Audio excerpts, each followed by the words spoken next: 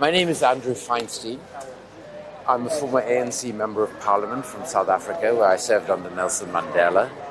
I'm also an investigative writer on the global arms trade and its impacts on the world. And what Julian stands for is the truth of perhaps the most secretive trade in the world. And it is so secretive specifically because we are providing, and when I say we, I mean the so-called West, are providing the weapons that are being used to commit genocide in Gaza, that have been used over more than 9 years to violate international humanitarian law in Yemen. And the reality is that Julian has challenged that entire edifice of the West's imperialism, but also of the corruption of the global arms trade, which accounts for around 40% of all corruption in all world trade. And that corruption oils the wheels of our political systems, both our main political parties and our most senior politicians. And Julian is a threat to that global national security elite. And it's for that reason that I'm here. Because for those of us who do this sort of work, Julian is one of the ultimate truth tellers.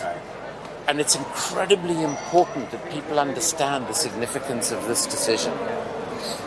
If Julian is extradited to the United States of America, it will be the death of journalism.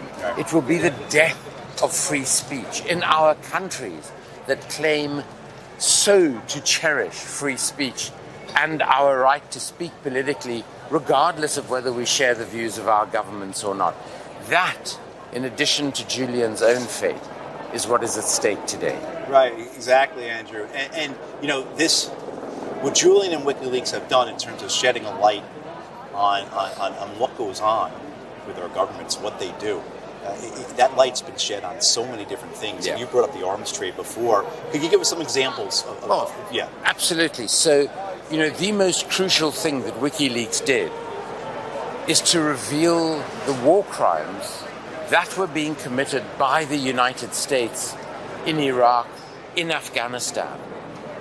And if it wasn't for WikiLeaks, our commercial media, our mainstream media, ignore that because they want access to government, to the military. They embed themselves with the very military who are committing the war crimes. Now, how they're supposed to report on those militaries if they're embedded with them, I don't quite understand.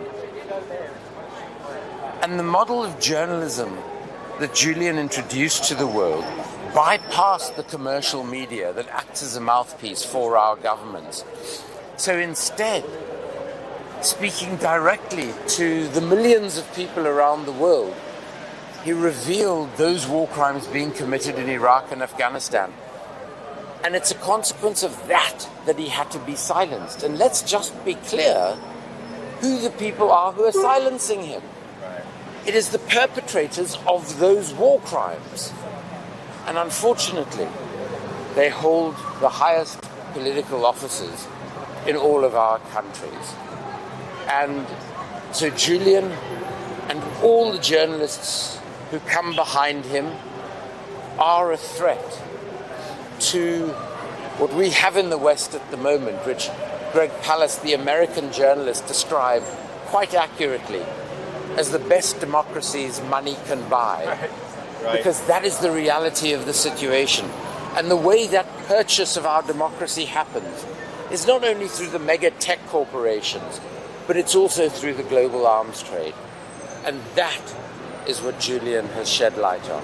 So, what you're saying, Andrew, you're getting much more expansive here. A lot of times we speak, or not a lot of times, we do speak in terms of the importance of this, in terms of free speech, free press. You're extending this out to all of democracy. Oh, absolutely. This is undoubtedly a test case for what the West would like to describe as our liberal democracies. Because if unvarnished, verified information of what our governments are doing in our names, with our tax pounds and dollars, if we don't have access to that information, our democracies cannot function.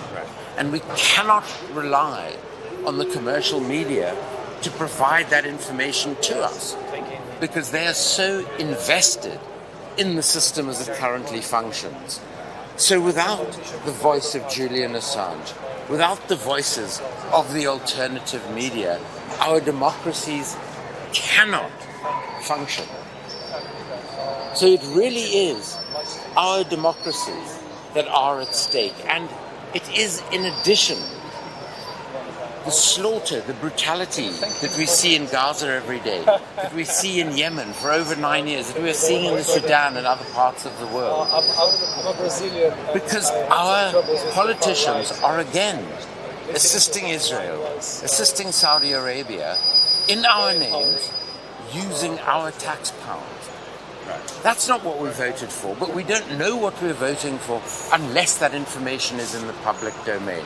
So really, the role of war, the role of militarism, the role of corruption in the arms trade are at the center of our democracies. And by trying to silence Julian Assange, they're trying to silence all of us. And we need to understand that. You know, and this is, I think, what this persecution and prosecution of Julian Assange is about in the context of our watching this genocide in Gaza, right? This is what they were trying to prevent. They were trying to prevent us from seeing such things, from understanding such things, because, as you were saying, if we don't have the information, how can we act? Let's look at it even more explicitly than that. Israel has intentionally targeted journalists and their families in Gaza. Why? Because they don't want us to see what they're doing. The only reason we are able to know the horrors that are being committed in our name in Gaza every day is because of the extraordinarily courageous Gazan journalists themselves and Gazan citizen journalists who are risking their lives to bring us the images on our screens every day of what Israel is doing in Gaza. Now, they are a reflection of Julian Assange's approach to journalism, where you present the unvarnished truth directly to the people who most need it, the people whose governments are perpetrating these war crimes. So yes, Gaza is a reflection every day and every hour as to why this case is so important.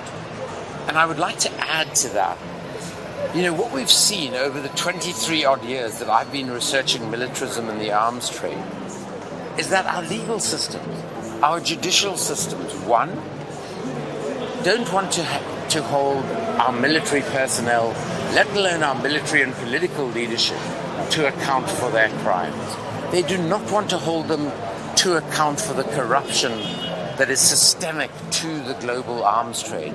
They constantly say that the executive has the right to make whatever decisions it wants on these matters. And that is simply incorrect in law. And again, if we look at Julian's case in parallel with that, we see profound issues of the legal process at every single point in the process that are open to question, that are open to concern. And it is part of this edifice that protects the way in which our governments operate, the way in which our governments wage war, that they try and keep secret from us, the people they're supposed to be representing. Right. Andrew, thank you for that. That was an incredibly important, very poignant